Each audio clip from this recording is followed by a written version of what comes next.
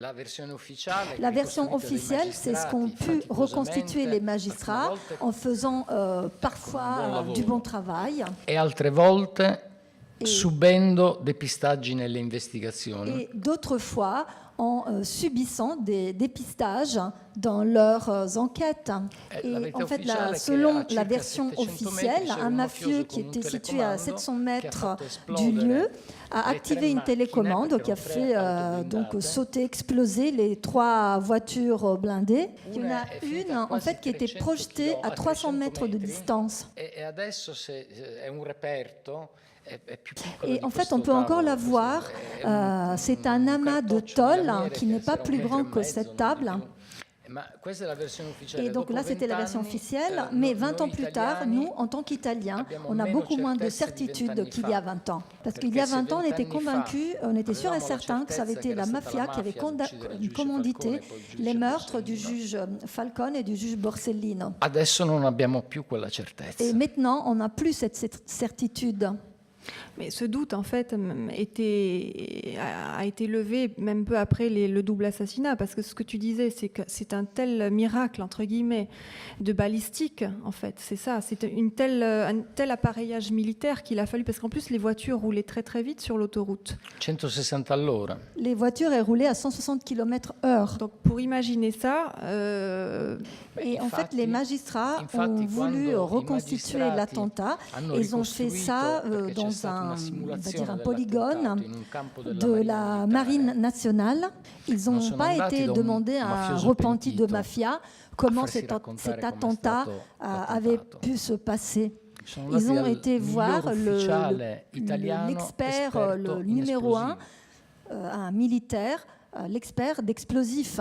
Et cet expert leur a expliqué que pour obtenir ce résultat, il fallait être expert de balistique, de physique, de mathématiques et d'électronique. Et ces gros boucs de mafieux qui descendent des montagnes, en fait, eux, ils seraient, comment dire, ils n'auraient pas réussi, ils se seraient fait sauter eux-mêmes.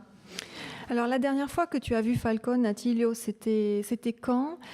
Et en fait, tu as appris, tu l'as vu dans un restaurant et tu as appris des années après quelque chose qui t'a un peu donné le frisson.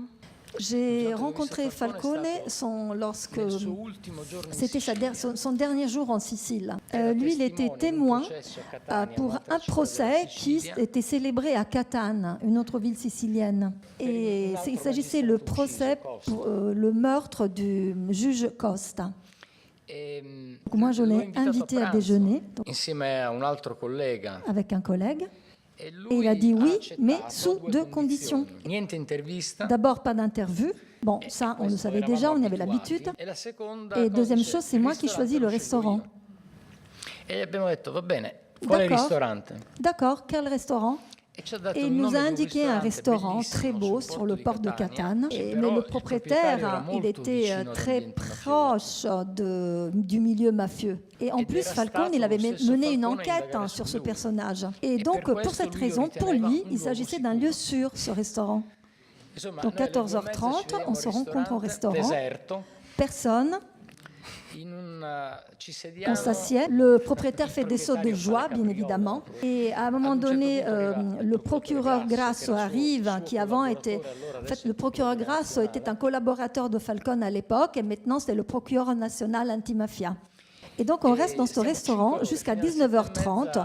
On a mangé, on a bu, on a discuté. Et moi, bien sûr, je n'ai pas sorti ni mon calepin, ni mon stylo. Mais j'ai tout mémorisé.